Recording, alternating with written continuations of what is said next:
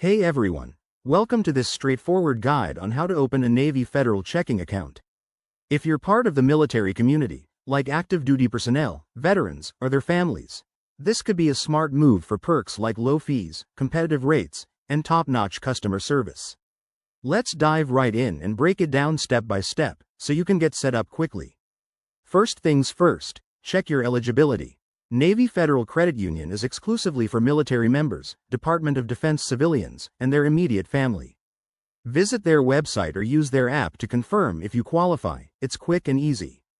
Once you're good to go, gather your essential documents.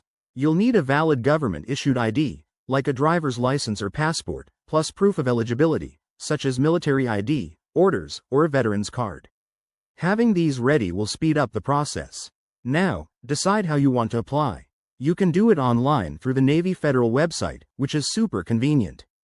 Just head to the Join Now section, create an account, and fill out the application form with your personal details. It usually takes about 10 to 15 minutes. If you prefer in-person help, find a nearby branch using their locator tool and bring your documents. A representative will guide you through. During the application, you'll select your checking account type, review the terms, and submit. Navy Federal often approves applications fast, especially if everything checks out. After approval, fund your new account.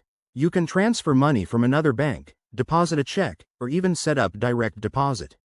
This step activates your account fully. Finally, activate your debit card via the app or phone, and start enjoying the benefits like mobile banking, ATM fee rebates, and more.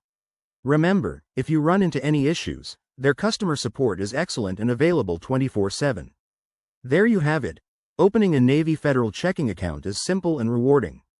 If this video helped, give it a like and subscribe for more financial tips.